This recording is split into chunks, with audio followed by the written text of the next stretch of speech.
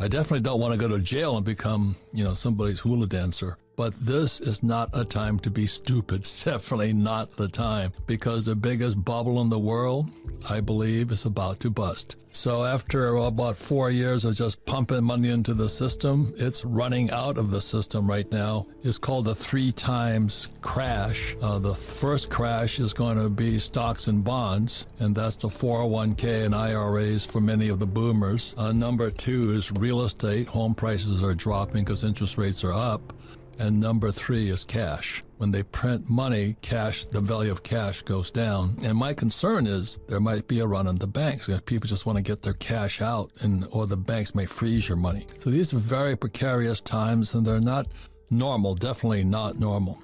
But the other thing, too, is, as I said, the Fed, Bernanke, who got a Nobel Prize, can you imagine that? And those other characters just blew the whole economy the world economy into this bubble. When just not that long ago, people were screaming, bidding up real estate prices, then they raise interest rates and real estate prices are crashing. So if you're one of these persons caught upside down, you bought the house for, let's say, $1 million, but it's only worth $500,000 today, you have some personal problems right now.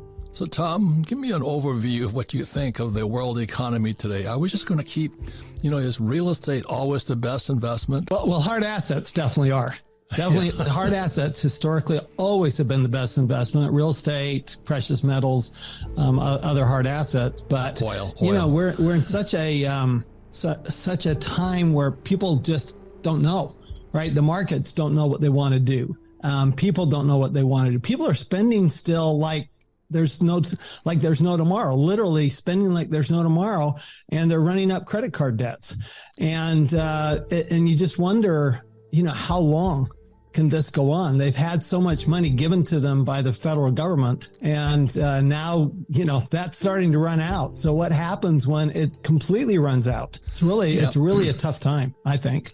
I was at one of the high-end restaurants here in Scottsdale, and my neighbor, Scott Shermer, and I was sitting there looking at the prices, and he and I have lots of money, and we were in shock. We said, I thought about going to eat at McDonald's or something, price of a bottle of wine was now $200, one hors d'oeuvre plate was $60, and when the place was packed, and Scott and I are rich. I said, I wanted to run, but these guys are just partying away like there's no tomorrow. So that's on credit. I'm sure some of them are credit cards. Some people are very rich here, but I tell you, these are not ordinary times. You need help right now because, the stock market was blown into a bubble. This is a 3 times crash. Stocks and bonds, real estate, and then cash is going to go down because they keep printing more money. So the savers will be losers also. So right now is not a time to pretend you're, Warren Buffett or something.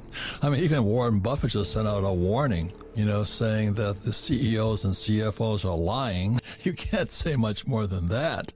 So these are not ordinary times. You think, I'm just going to buy the dip and the prices will keep going up. My concern is we might slide into a depression, and then you'll be upside down. So, Tom, let's say I bought a house for $1 million, but now it's only worth $500,000. Is there anything they should be thinking about now before they exit stage right?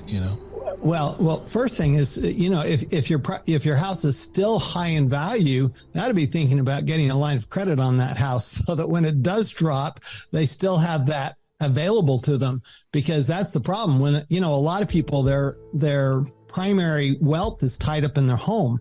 Right. And if your wealth is tied up in that home and that home goes down in value, you can no longer say, well, I've got this extra bank here that I can go to. I can, I don't have this real estate I can refinance, I can pull money out of. And so really there are some things that they can do in preparation. From a tax standpoint, you know what? You don't get to deduct losses on a personal residence. So what you might want to be considering is, do you want to have rental properties where you get tax benefits instead of personal property where you don't? Right. All those little finer details that the average person doesn't know, or our schools will definitely not teach. And like I said, these are not ordinary times. I have never seen, when real estate prices, just a few a year or so ago, they were bidding the prices up every day. And I said, this is not going to last, but that's when all the suckers jump in. And, and lately I've been talking to people about buying silver. Like one guy goes, oh, well, the premium's too high. I'm going, yeah, but the price is still low. I was buying silver at 50 an ounce, and today it's about $32, $33 a coin with premiums. And, oh, no, I'm going to wait for it to go. I'm going to wait for my house to go up. I think one of the most silly things people were doing was that, the house would appreciate, which it wasn't really because they're just pumping more money into the system. So they would go out on their credit cards, they pull out a home equity loan and pay off their credit card. I think those days are kind of over right now, right? Well, I think so. I always have thought that the worst thing you can do is turn short-term debt into long-term debt. I think that's just turning a short-term problem into a long-term problem. So I've never thought that was a good idea. I do think having a line of credit is a good idea, but just have it there. Just have it available to you. I think whatever you can do to protect yourself it feels a little like, to me, I don't know about you, it feels a little like 2007. We're okay, it's coming down.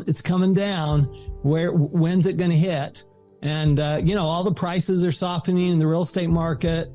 People that are selling real estate still think, you know what, this is going to come back up. So I'm going to hold my price steady. And then there's no buyers. And that's what's going on. Like even in multifamily, that's what's going on, is that they're just having a tough time getting the price right between buyer and seller. I think I'm trying to warn people, this could be the biggest crash in world history. Is that possible, Tom? Oh, it's absolutely possible. Well, it's the biggest bubble in world history. Yeah. So if it's the biggest bubble, the question is how much can they keep pumping air? The bigger the bubble, the more air you have to pump in to keep it inflated, right? So I think that's the big challenge is you lose some of these tools, especially where the Fed has decided we're not going to pump up this bubble. Right now, we're going to deflate the bubble.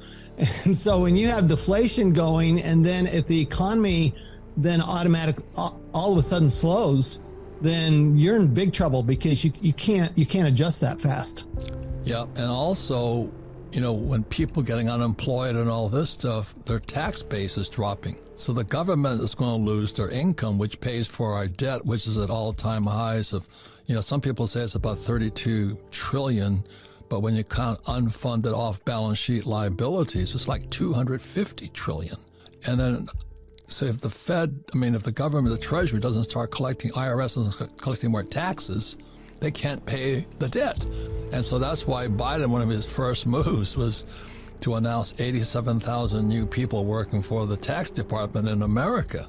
They're coming after you, George.